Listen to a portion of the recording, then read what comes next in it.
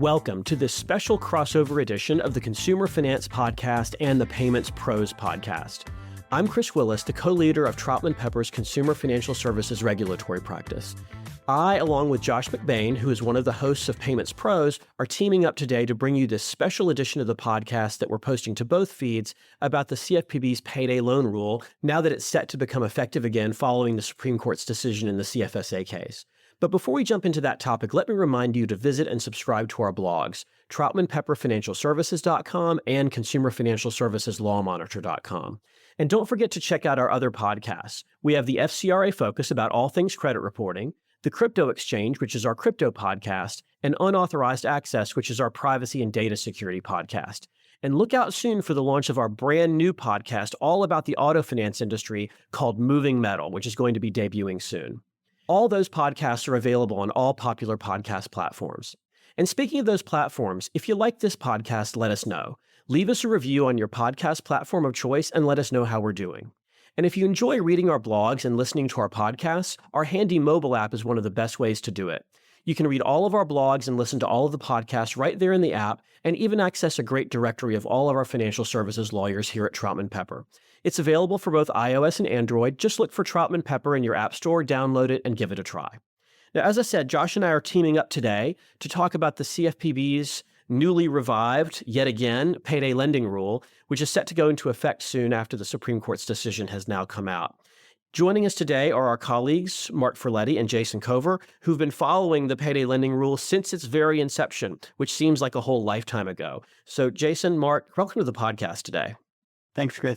Josh, since you're co-hosting today, why don't I hand it off to you to ask some questions of Jason and Mark about the payday lending rule? Thank you very much, Chris. I think right out of the gate, Mark and Jason, it's called the payday lending rule, but what does it really cover? Is it really limited to just payday loans?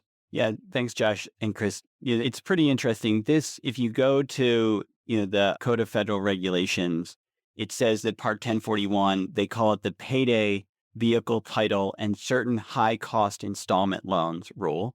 And then they also call it, alternatively, the Payday Lending Rule. And I guess Jason and I have long thought that calling the rule that is totally misleading. And in fact, what we want to talk about mostly today is how it applies to a much broader scope of products than those that are enumerated in that list that, that's in the Code of Federal Regulations. And so to start, what we're going to do is kind of go through the elements of the definitions of covered loans.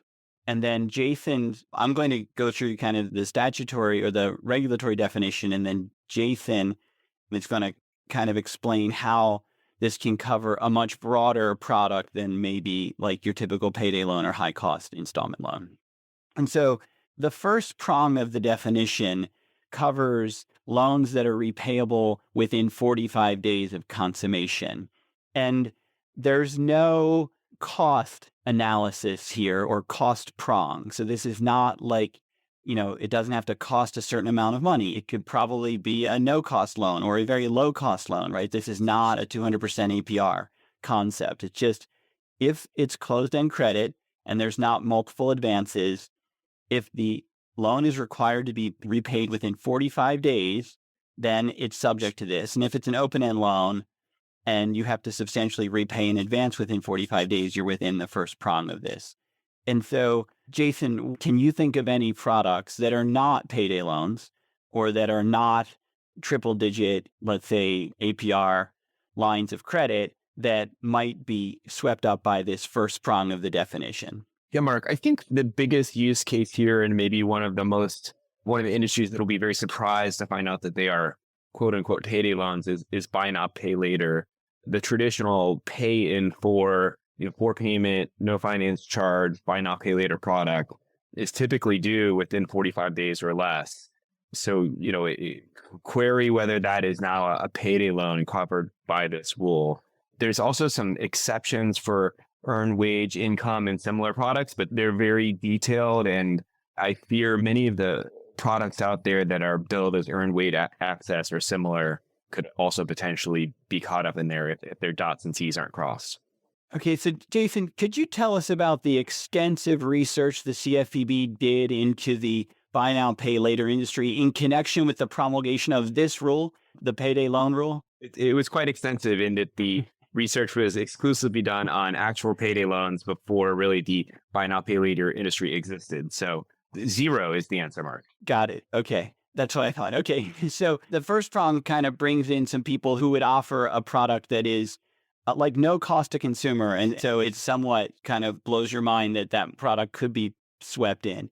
So moving on, Jason, to the next prong of the definition for hidden traps. So the next prong of the definition is where there's a repayment in a single, where the loan has a term of more than 45 days, but it has to be repaid in either one payment or where there is any payment in the stream of payments due that is twice as large as another payment. Again, no cost. This isn't related to the cost of the loan. It's just any loan. So if you have a loan that has a single payment that's due more than 45 days after consummation, or that you have to repay the loan where any payment under the loan is more than 2 times the size of any other any payment, actually prior or subsequent, you're covered by this prong of the definition.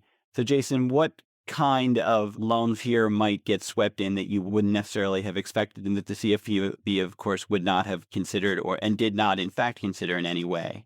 So, Mark, there's a number of exceptions in this rule, but banks are not excluded from the rule. So we've found that clients who are, major financial institutions are often surprised that their loans and lines of credit made to high net worth individuals, and there's notably no cap on the amount of the loan. So a loan of $500,000 technically falls under the rule. So many of those products are interest-only payments with a bullet at the end, which would typically be covered by this definition of a payday loan. Sure. And so I'm concerned, Jason, there's some products out there that have, and a number of them are directed at high net worth individuals that could have these kind of payments streams that are not even. So, I get that a standard auto loan is going to have normally substantially equal payments throughout the term. That's not going to get picked up here. But have you seen any products that might get picked up, whether offered by a bank or somebody else? Anything that's interest only payments would typically vary from, payment to make payment as the principal increases or decreases, like on a line of credit to a high net worth individual that many banks would offer. So those are irregular payment streams, and then they're often callable at will or with a bullet. So like a double whammy there in both instances. Jason, surely before seeking to cover securities-backed lines of credit for high net worth individuals, the CFPB thought about that and kind of articulated why those people need these protections in this rule. Yes, even, oddly enough, Mark, I don't think they did that study. And at one point, the CFPB had at least somewhat admitted, hey, maybe at least the TILA upper limit for Reg Z disclosures should apply. And they told us they'd get back to us on that. But it's been, many years since that public information was made available. So as of today, there is still no limit on the cap either. Sure. And just so for those listening, Truth in Lending Act has a cap. It gets inflation adjusted every year. It started at $50,000 a while back. It's probably now closer to 60. I don't know exactly what it is, but it's somewhere in that range. Okay. So Jason, moving on. Now we finally get to a prong of the definition that has a cost component. And this is the only one that has the cost component of the kind of 3 kind of major categories of loans that are covered. And so this category sweeps in any loan that has a cost of credit in excess of 36% per annum. And that's measured at the time of consummation for closed-end credit. And then there's a slightly different rule for open-end credit. So, but you have to have 2 things to be true. It's cost of credit in excess of 36%. And the lender has to obtain what's called a leveraged payment mechanism. So Jason, do you want to elaborate on kind of what that's sweeping in, kind of generally, and what kind of products might be there? And I think there's some products even in there that might be a little surprising. Sure. I guess, to belabor that leveraged payment mechanism point, that is essentially any payment mechanism that a lender might get where they pull the funds from a consumer's account. So ACH, debit card, RCC, RCPO. If you can think of it, that it's probably a leveraged payment mechanism. And so, to belabor your point again, Mark, the studies were all done on payday loans, not high APR installment loans, not high APR open-end credit. This wasn't something that was sort of thought out, I think, in the context of the rulemaking, or at least not as part of a study. But Those would be your two most common use cases, I believe. So Jason, if there was a product, let's take an open-end product that had a stated APR, open-end APR of, let's say 36% or just under 36%. But then let's just say it had some fees associated with that product. Could that product be subject to this rule even though the CFPB has cleverly snuck in a expansive definition for open-end credit that would include various types of fees that might not typically be disclosed as APR on an open-end account opening disclosure. So yes is your answer. Got it. Okay, so I think that's, so just to kind of conclude this, there are a few exceptions. There's a exception for certain purchase money security interest loans. So that would probably get out a lot of auto-related loans, for example. We're going to soon have another episode on the buy now, pay later interpretive rule that the CFPB put out, in which it says that digital user accounts are credit cards, but they're actually not the kinds of credit cards that are exempt from, in all cases, exempt from the payday rule. Their student loans are out, non-recourse pawn loans are out, and certain wage advance programs are out. So and then no cost advances in certain cases also are out. So in any event, I think the bottom line, the key takeaway is for folks listening who might, be facilitating, they might be fintechs facilitating loans, or they might be lenders making loans. They should probably pull out, 12 CFR Part 1041, look at 1041.3 and see if the loans you are facilitating are making are covered and confirm that they are or are not, because, it is not just something that you need to worry about if you are a quote payday lender. So Josh, I'll send it back to you. Well, thank you both. It sounds like a careful analysis of current products and a parsing of the definitions is important to determine whether this rule covers your products or not. Let's say someone has conducted that work and, concluded that their product may be covered. What does a covered lender need to do to comply with the rule? Josh, I think in some sense, it may be important to state what isn't required by the law anymore. So this really, to Mark's point, these studies were done nearly at the inception of the CFPB. So this rule really dates, many, many, many years now, over a decade, and was originally issued in the waning days of the Cordray administration in November of 17. That original rule required ability to repay analysis that was very draconian. And I think by the CFPB's own methodology, they estimated that it would essentially put out of business 60 to 80% of true, regular course payday lenders, not some of the other institutions we're talking about. That rule, the ATR provisions, was rescinded during the Kraninger administration. So, while this has been litigated over the years, that was really a crucial change. And what's left are two primary provisions, the first of which I would call the payment provisions. And that's a blanket rule that says once you're a covered lender under the payday rule, you can't continue with the payment authorization after two consecutive failed payment transfers from the same account. So it's an account-based rule. Once that happens, you have to jump through a bunch of hoops to obtain a new authorization. Otherwise, you have to stop. And then there's a series of notice provisions. There's an initial notice that's sent to tell someone when their first payment is. There's additional notices that are required for what they call unusual payment withdrawals. So that would be a change in amount, a change in date, a change in payment method, or for reinitiated payments. And those can get a little tricky and create a somewhat hectic timeline. And then there's a remaining requirement to adopt policies and procedures. But the real meat here is the payment provisions and the notice provisions. Well, thank you, Jason. So it sounds like in the first instance, the big challenge is determining if your product is subject to the rule. And once that's been done, you want to comply with the payment provisions. And in doing that, are there any other challenges, presented by the rule when you're trying to comply with those payment provision requirements? Yeah, Josh, I think so. I have a lot of clients that I talk to and they say, well, gee, Jason, you just summarized this in about 30 seconds. It can't be that complex, right? I stop after two payments and send some notices. And then the more they get into the details of this, it creates a number of challenges, some of which are technical in nature. And just by way of example, I'll use those notice provisions again. If you make a change in the type of payment you're using, and it can even be at the customer's request, like I want to use a different account now, so I change my account, or provide new payment information, my card change, whatever it is, I have to provide a notice. And there's very specific timing requirements on that notice. So there's a window that the payment can occur.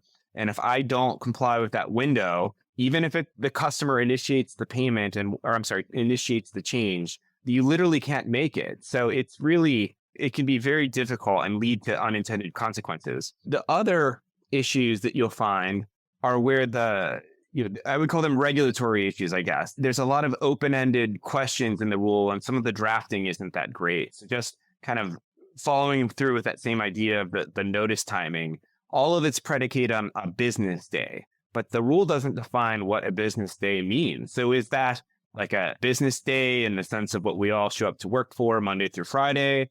Is it banking days? Is it the business days the covered lender itself is actually open? No one knows, but you're nevertheless forced to provide these notices on a business day timetable.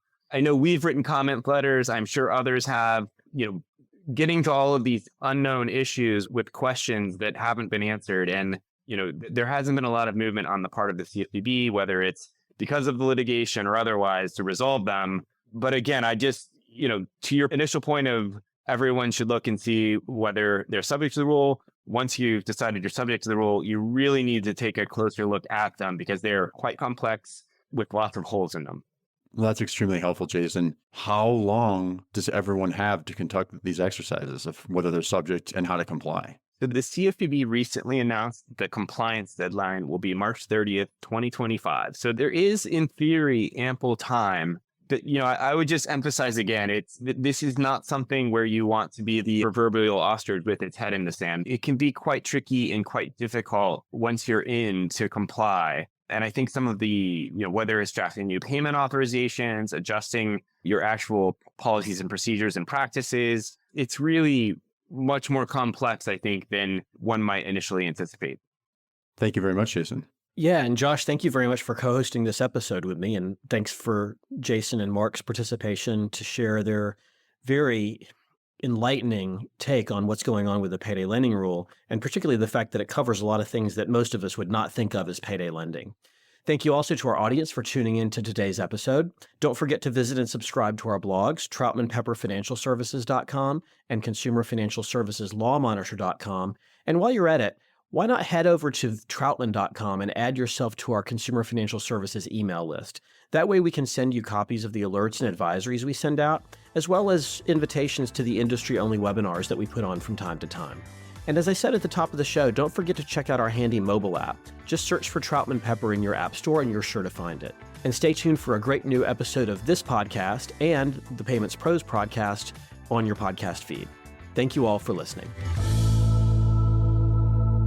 Copyright Troutman Pepper Hamilton Sanders, LLP. These recorded materials are designed for educational purposes only. This podcast is not legal advice and does not create an attorney-client relationship. The views and opinions expressed in this podcast are solely those of the individual participants. Troutman Pepper does not make any representations or warranties, express or implied, regarding the contents of this podcast. Information on previous case results does not guarantee a similar future result. Users of this podcast may save and use the podcast only for personal or other non-commercial educational purposes. No other use, including, without limitation, reproduction, retransmission, or editing of this podcast may be made without the prior written permission of Troutman Pepper. If you have any questions, please contact us at troutman.com.